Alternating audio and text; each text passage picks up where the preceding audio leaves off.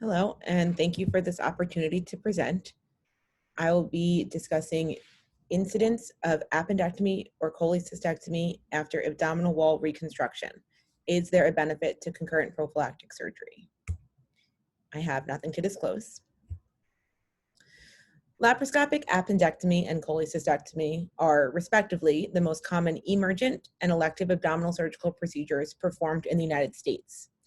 Studies have estimated that the lifetime risk of appendectomy is as high as 12 to 23% in males and females. It is estimated similarly that there are close to 20.5 million cases of gallbladder disease in this country, and as many as 60,000 cholecystectomies are performed each year. The incidence of incisional and ventral hernia after abdominal surgery has been reported to be as high as 2 to 11%. The rate of recurrent herniation has been reported to be as high as 20 to 46%.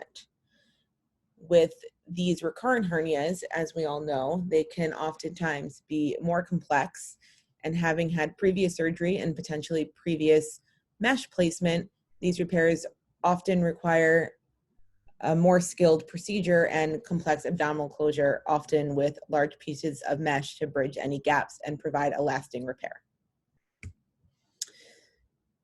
That being said, the presence of this large ventral hernia mesh can lead to more operative difficulty. It can increase the length of procedures, and it can increase the risk of complications in future laparoscopic surgery. However, no study to date has examined the incidence of routine laparoscopy for appendectomy or cholecystectomy after complex abdominal wall reconstruction, such as we've just described. So what we aimed to find was what exactly is the incidence of appendectomy or cholecystectomy after abdominal wall reconstruction.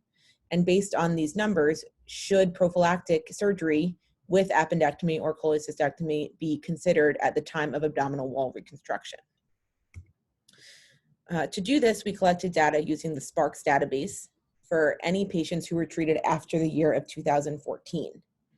We used a chart search to identify patients over the age of 18 with an ICD-10 treatment code for ventral hernia repair with abdominal wall reconstruction.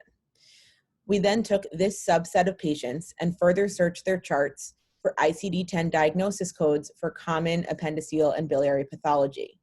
These included acute appendicitis, acute cholecystitis, biliary colic, biliary dyskinesia, and gallstone pancreatitis.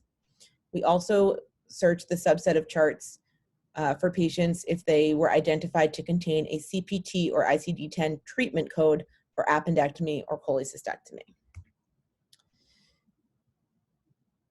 As you can see here, these are all of the pathologies that we searched for, as well as the surgeries we searched for and their respective ICD or CPT codes. We only included patients where the finding of abdominal wall reconstruction preceded the finding of a laparoscopic appendectomy or cholecystectomy or similar a pathology that would require such a surgery.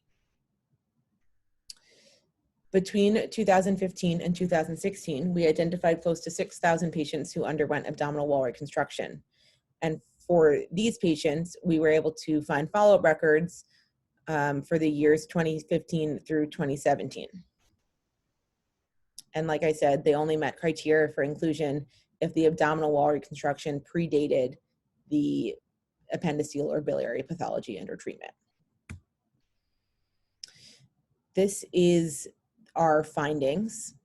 The patients who were diagnosed with appendiceal or biliary pathology following the date of their abdominal wall reconstruction. And as you can see, the incidence for each of these diagnoses was very low. In fact, for each of the defined conditions, the incidence was noted to be less than 1%. And based on these results, seeing how low the incidence of what we consider to be some of the most common surgeries in the country were in this group, we would not recommend routine prophylactic appendectomy or cholecystectomy at the time of major abdominal wall reconstruction. These are some references, and thank you very much for listening.